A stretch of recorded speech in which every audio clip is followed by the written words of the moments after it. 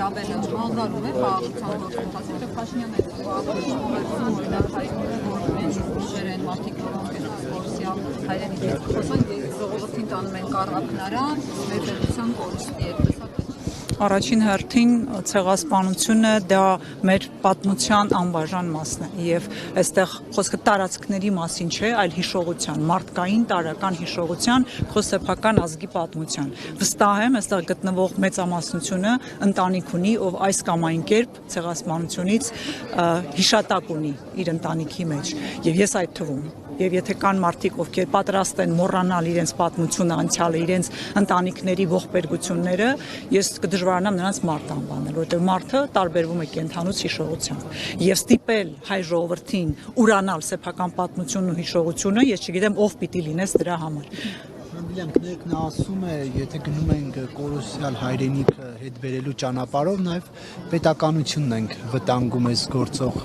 արդյոք ցեղասպանության հարցի առաջ տանելը այս Հայաստանի Հանրապետությանը վտանգ է։ Ես չխոսեցի կորուսյալ հայրենիքի վերադարձի մասին, ես խոսեցի տարական մարդկային պատմությունների մասին։ Եթե հետ գնանք, այդ Տիգրան մեզ պիտի հասնենք, մեծ հայք եւ փոքր հայք։ Հետեւաբար հայ ժողովուրդը ունենալով հիշողություն, դա ամենևին նույնական չէ կորուսյալ հայրենիքի վերադարձի հետ։ Այդպես որ էլի եմ ասում, հետ գնանք պատմություն, կտեսնենք ինչա կատարվում։ Մենք դա չենք անում, դրա մասին չի Հայաստանի Հանրապետությունը։ Հայաստանի Հանրապետությունը հայ ժողովրդի հայրենիքն է, որը պիտի պաշտպանի նաև արժանապատվությունն ու հիշողությունն ու պատմությունը հայ ժողովրդի։ Եվ այնինչ անում է այսօրվա իշխանությունը, ուղղակի նկարագիր չունի։ Նմանատիպ բան թշնամին անգամ չի կարողացել մեզ հետ վարվել։ Եվ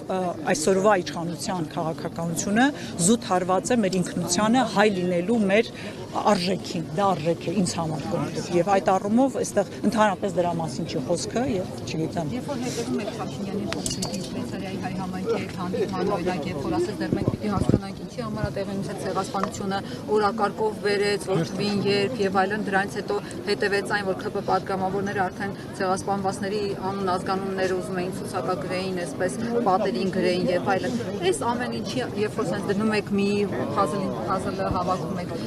ուրացում կա, թե չէ ուրանում են հայոց ցեղասպանությունը։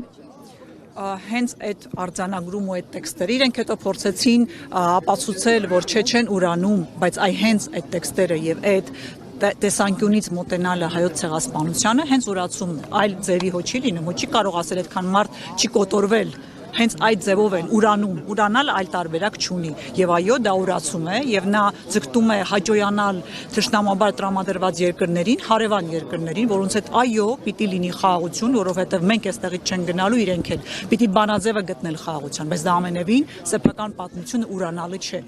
այլ նույն Գերմանիան ինչպես է վարվել չի ուրացել իր պատմությունը, իր արարքները եւ ընդունել։ Հետամուտ լինել չի նշանակում տարածքային պահանջներ ներկայացնել։ Ընդ որում ես ոչ եմ ասում առաջնահերթ հետամուտ լինել, այո, մեր պետությունը աներիք ունի բազմաթիվ, մինչեւ որևէ այլ հարցի անդրադառնալը, բայց ստիպել սեփական ժողովրդին մոռանալ պատմությունը, այդ դա է, որ ուրանում եւ դավաճանում են մեր ազգին։ Գիտեք, որ դիմել է միպերին երկու երկրների եւ հարցը նրանում է, որ արդեն վերջին մարդասիրական օղակներին են փորձում աշխատեցնել, որը ցավոք սրտի չի ստացվում, որտեղ Հայաստանում որ մի չկա գիտենք, Ադրբեջանում էլ չկա, բայց սա ցույց է տալիս, թե ինչ ծանրագույն վիճակում են գտնվում այնտեղ հայ գերիները եւ անհրաժեշտ է օր առաջ նրանց վերադարձնել։ Հայաստանի ՄԻՊ-ը չնշեց կգնա Բաքու, թե չէ, ասաց ավելի շատ չի գնա։ Ինչ է կարծում, մի օր կլինի այնպես, որ ՄԻՊ-ը որոշի գնա Բաքու եւ տեսնի գերիների վիճակը։ Այսօրվա ՄԻՊ-ը Անահիտ Մանասյանը վատագույն ՄԻՊ-ն է հենց այդ ինստիտուտի կայացման օրից սկսած։ Հայաստանի Հանրապետության վատագույն ՄԻՊ-ն է։ Այն թե նա ինչպես է ծառայում այս իշխանություններին, ուղղակի աղերս չունի ՄԻՊ լինելու հետ։ Նա չի հասկանում, որ մարդու իրավունքը հենց պիտի պաշտպանել պետությունից եւ հայ մարդու իրավունքը տարբեր տեղերում, տարբեր կառույցների պետություններից, այսպես որ ձևակերպեմ, կառավարական մարմիններից։ Հետեւաբար նա պարտավոր է հայ մարդու իրավունքների պաշտպանության համար հասնել այնտեղ, որտեղ պետք է։ Եվ սա է, որ չի անում, չի անելու եւ ես վստահաբար կարող եմ ասել այս իշխանության օրոք ոչ մի բան առանց Փաշինյանի թելադրանքի տեղի չի ունենում, ինչ մի ինչ բան։ Նրանք որևէ մեկը անկախ կառույցներ չեն, այնպեսին ինչպեսին պիտի լինեին։ Ինչ է կարծում, ընտրություններից հետո հնարավոր է գերիները վերադառնան, այդ ամենը դուք տեսնում եք, որ հնարավորություն Տարբեր սցենարներ են հնարավոր, տեսեք, ընտրություններից հետո կախված արդյունքից բնականաբար, եւ եթե իշխանափոխություն լինի, ու երբ որ իշխանափոխություն լինի, նոր կարող ենք խոսել ռազմաքաղաքական ղեկավարության վերադարձի մասին։ Ես վստահ եմ, որ այս իշխանությունները ուղիղ շահառու են նրանց այնտեղ պահելու, եւ հետեւաբար ոչ որևէ հույս նման ունենալ չեմ կարող։ Ինչ վերաբերում մինչեւ ընտրությունները այլ գերիների վերադարձի, չեմ բացառում, որ նման սցենար լինի այլ հանգամանքներով պայմանավորված, բայց ամենևին ոչ այդ մարդկանց զուտ մարդասիրական առումով իրենց ընտանիքների վերադարձնելուց։ Դա կարնի նախընտրական ինչ-որ քայլ այս իշխանություններին աջակցության համար ադրբեջանական իշխանությունների կողմից, Ալիևի կողմից։ Հետևաբար տարբեր սցենարներ են հնարավոր, բայց ռազմաքաղաքական ղեկավարության վերադարձը հնարավոր է բացառապես այս իշխանությունների փոփոխությունից հետո։ Տիկին Թանդիլյան, եւ դուք միացաք ուժեղ Հայաստանին, ինչպես է գնահատում շանսերը եւ արդյոք հնարավորություն կունենաք հասնել իշխանափոխության եւ որ ձեր այդքան թվարկած խնդիրներն ի վերջո լուծման դաշտ բերվեն գոնե։